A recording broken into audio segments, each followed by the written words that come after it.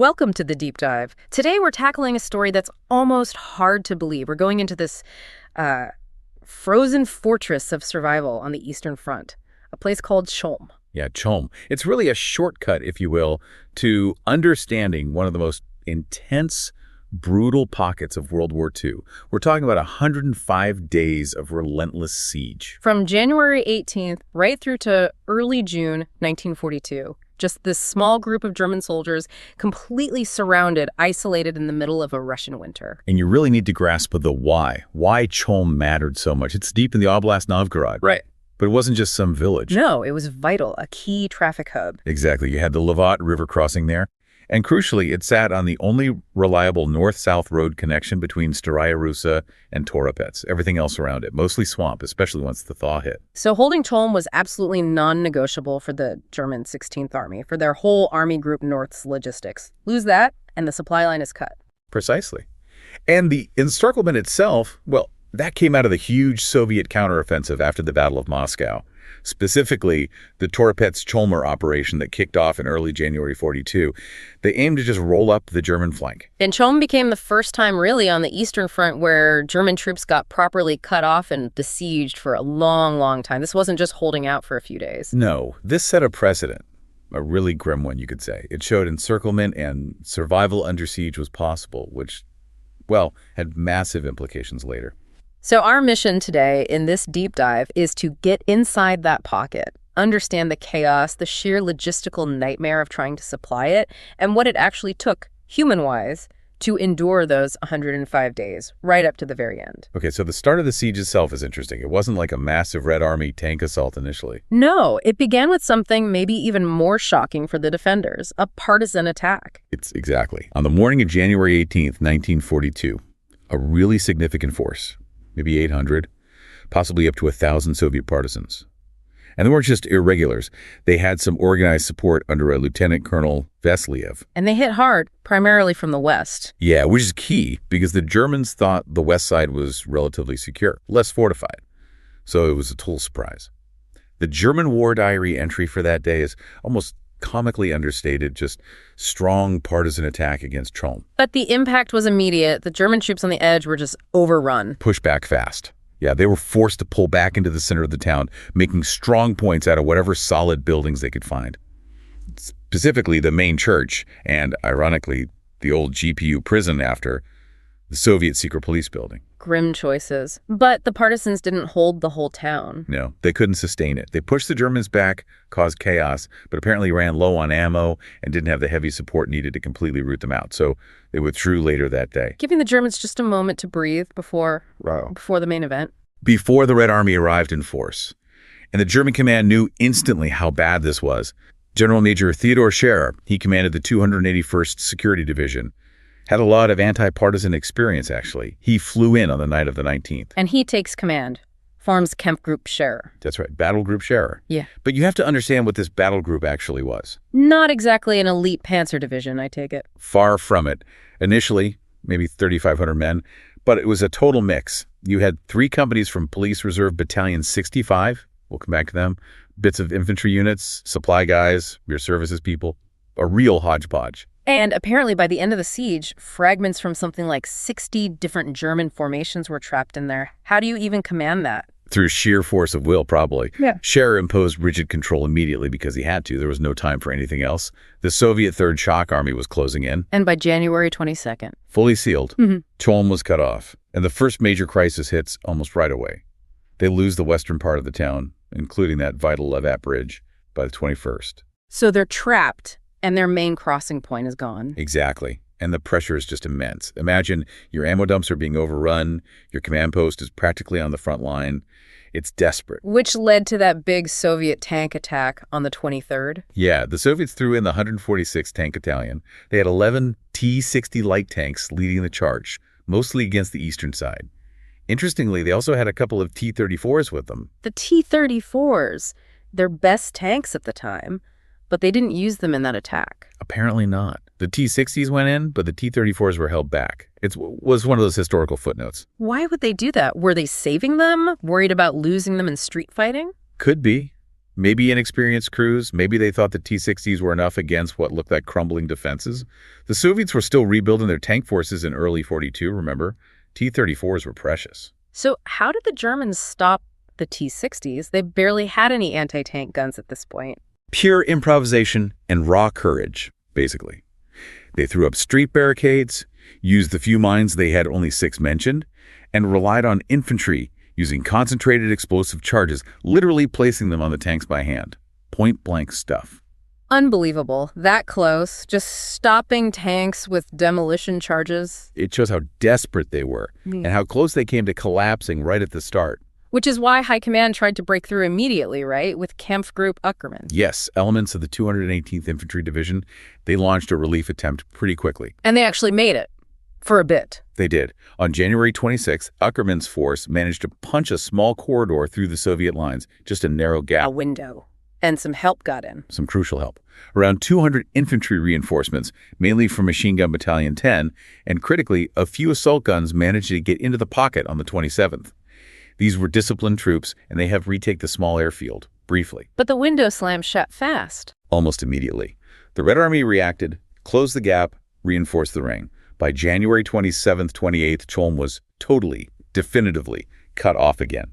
The relief attempts just didn't have enough punch, fizzled out into small-scale raids, shock troop character, as the report said. And the cost of just those first 10 days or so. Staggering.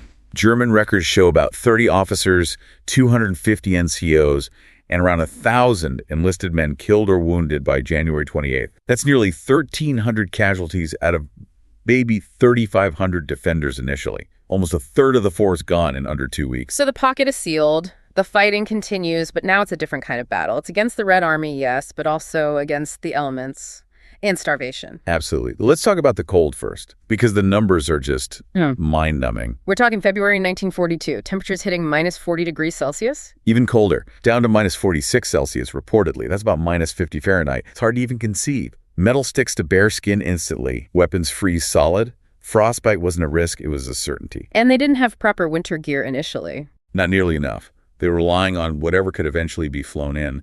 And this intense cold lasted. Even in mid-March, you're still seeing temperatures around minus 30 Celsius plus frequent blizzards. Compounding that is the space they're trapped in. How big was the Cholm pocket? Tiny. Maybe 1.5, perhaps 2 square kilometers at its largest. It's minuscule. Which has pros and cons, I guess. Right. The pro. You can shift defenders relatively quickly to meet a threat. The con. Everything is within enemy artillery range.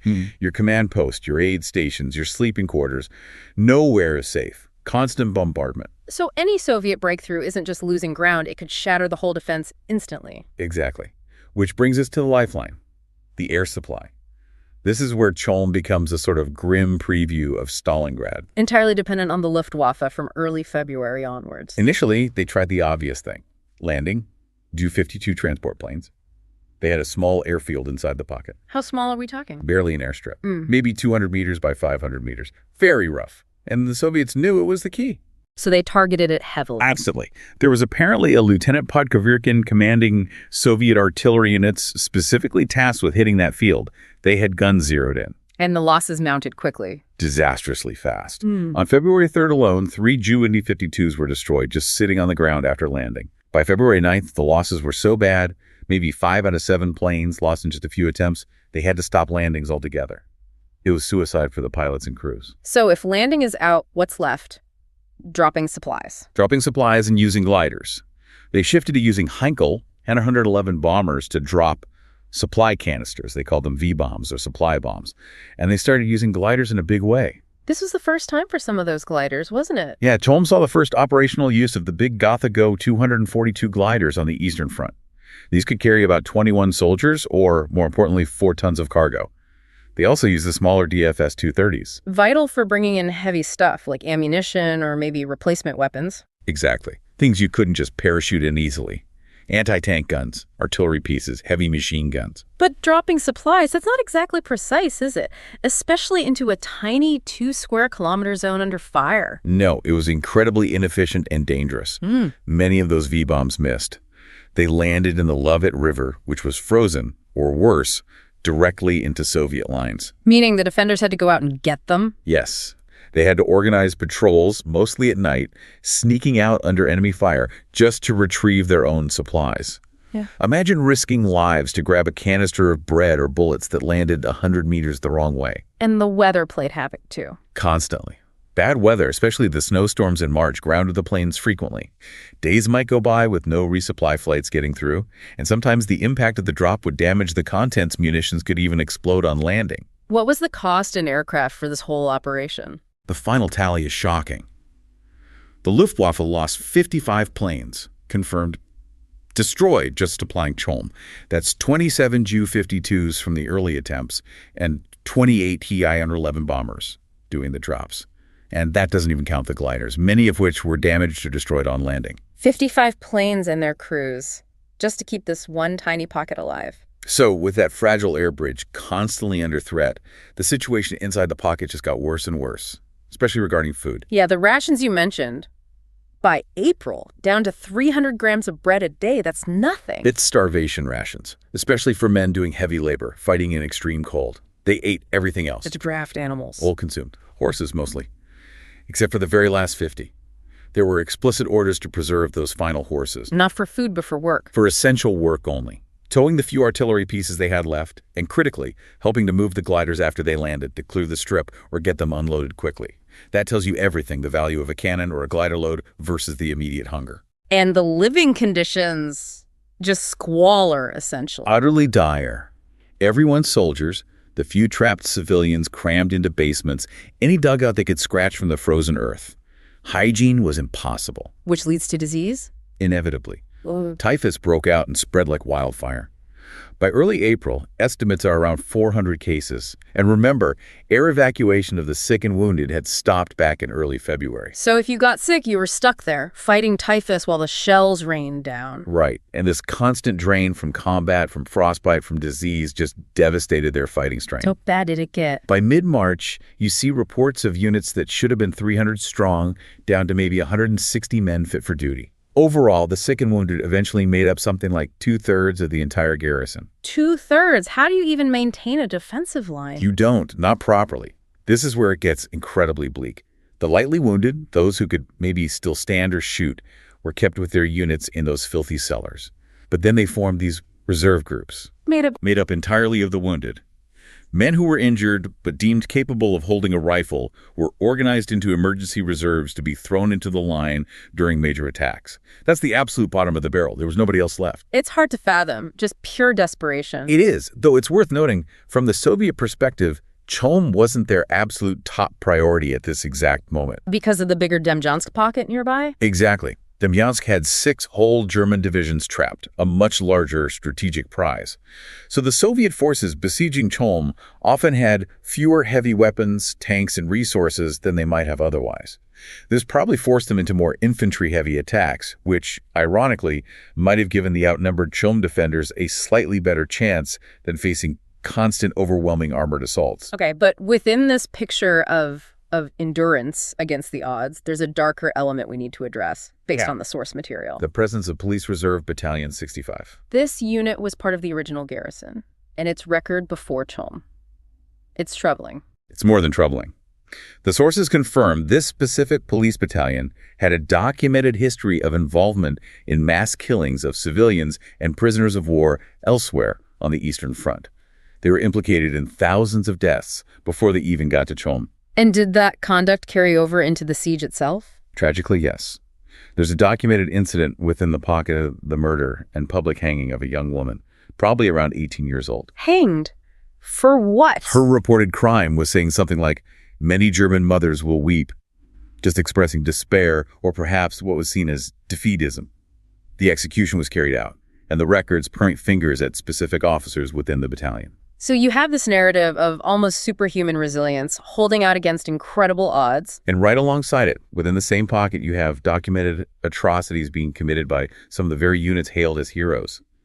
It's a stark, uncomfortable paradox. And that same Police Battalion 65 was later given an honorary title. Yes. It was later granted the honorary title Cholm for its role in the defense, which really complicates the legacy of the battle, doesn't it? It layers this darkness right under the surface of the heroic survival story. Let's talk about the ground itself. It wasn't just the cold. The terrain played a huge role. Absolutely. Initially, that deep frost, maybe down a meter or more, made digging impossible. No proper trenches, no deep foxholes. So they used the snow. Piled it up, 2, maybe 3 meters high for cover, which worked after a fashion until the thaw.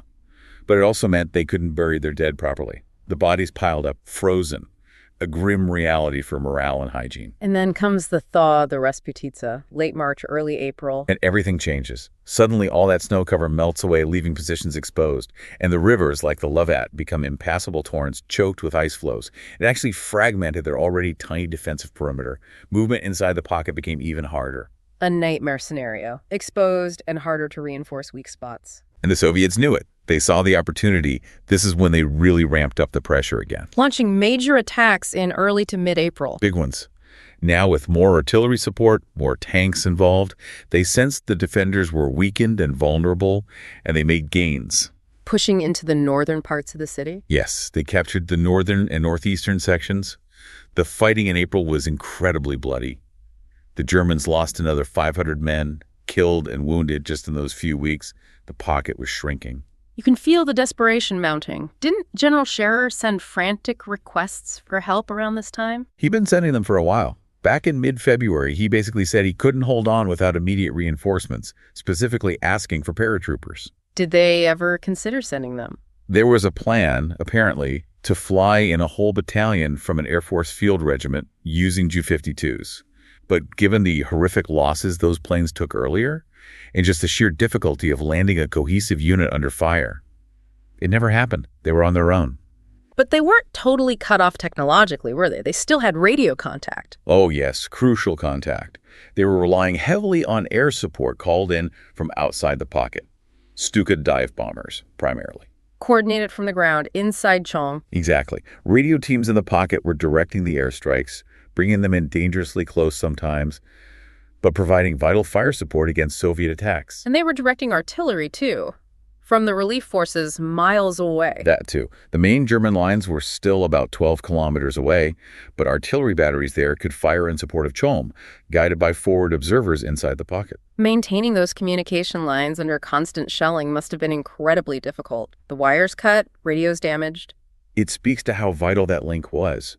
They must have put immense effort into keeping communications open, using runners when radios failed. Losing that connection would have meant the end.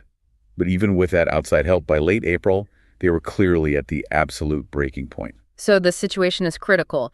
German high command decides it's now or never for a relief attempt. Right. After earlier tries failed, including one in March that literally froze in its tracks because of the -40 weather, they launched Operation Grün, the Green Operation. This was the big push, starting April 30th. Who was involved? A dedicated force, Group Lang. It had infantry from the 218th Division again, crucially about 20 tanks, and the 184th Assault Gun Battalion. Real firepower this time. And the Soviets saw it coming. They reacted instantly and with overwhelming force against the pocket itself, trying to crush it before Group Lang could arrive. So as the relief force attacks from outside, the Soviets launch a massive assault on the inside. Precisely. On the evening of April 30th, they started a huge artillery barrage on the entire pocket, just relentless shelling. Then, early morning May 1st, about 3:45 a.m., the intense shelling resumes, followed by a coordinated infantry and tank assault kicking off around 5:45 a.m. May Day, 1942. This was it, the climax. Absolutely the breaking point. During that attack, the main German ammunition dump inside the pocket was hit and went up in flames. Critical loss. And then their last remaining anti-tank gun was knocked out by enemy fire. No ammo, no anti-tank defense. Scherer must have been desperate. Sending frantic messages. Speed up the relief, send more air support, anything. The Soviets actually broke through the main German line in the eastern sector. It was touch and go. How intense was the shelling on that one day? The estimates are just staggering. Around 1,500 artillery shells landed within that tiny 2-square-kilometer area on May 1st alone. That's one shell every couple of seconds landing somewhere in that tiny space. The air must have been thick with debris and smoke. Unimaginable. Yet somehow they held. Air support was key.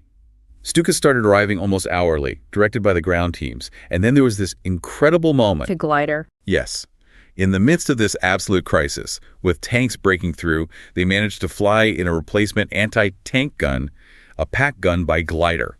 It landed under fire, was deployed, and was instrumental in repelling the main Soviet tank thrust by around noon. Just unbelievable improvisation under fire. What were the losses like for that single day, May 1st? Heavy on both sides. German estimates put their own losses at around 100 men, but they claim to have inflicted maybe 600 casualties on the attacking Soviet forces. So the pocket holds on May 1st. What about the relief force, Gruppe Lang? They were grinding forward, facing fierce Soviet resistance.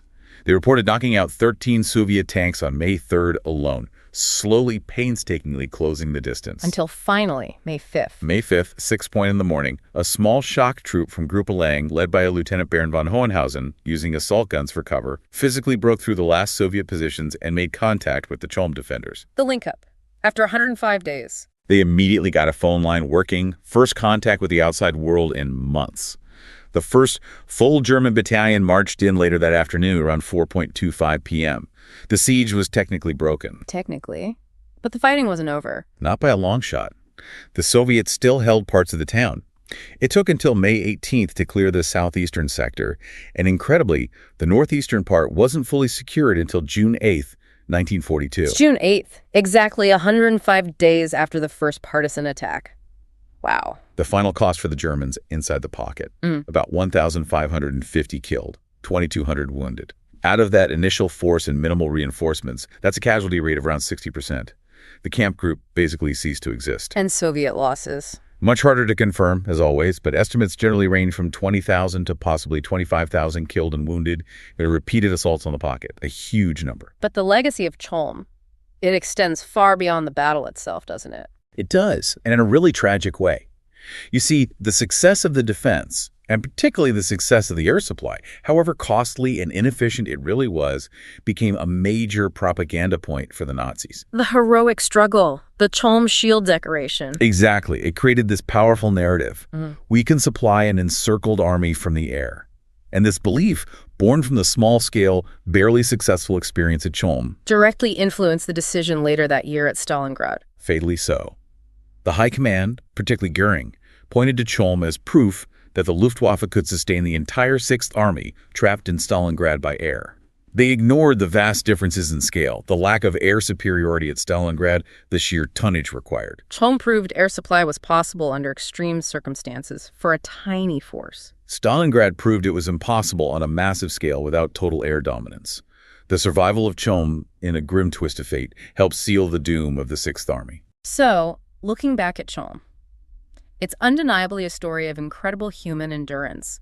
Surviving that cold, that hunger, the constant bombardment for 105 days is, well, it's almost beyond comprehension. It truly is. The tenacity, the organizational resilience, holding that tiny piece of ground against such odds, it's a testament to human will, in a way. But it's not a simple story of heroism, is it, when we factor everything in? No, absolutely not. We have to weigh that resilience against the other realities we've discussed. The men fighting while riddled with typhus, the wounded being forced back into the line, and crucially, the documented brutality, the war crimes committed by units like Police Battalion 65 within the pocket. The murder of that young woman. It forces you to ask, what was the real cost of holding Cholm? Not just in German lives or Soviet lives or aircraft, but the moral cost.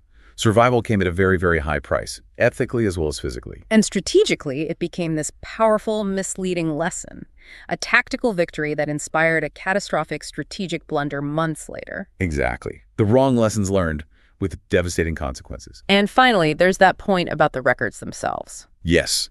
The fact that sources mentioned that during the final chaotic fighting, large amounts of German files, war diaries, maybe sensitive maps and orders, were deliberately destroyed by the defenders. Burned to prevent capture, presumably? Presumably. But it leaves you wondering. The official story, the one that got the Cholm shield, is one of resilience. But what details, what inconvenient truths, what unrecorded acts of desperation or perhaps further darkness were lost in those flames? What parts of the full 105-day story remain buried, quite literally, under the soil of Cholm? That's the question that lingers.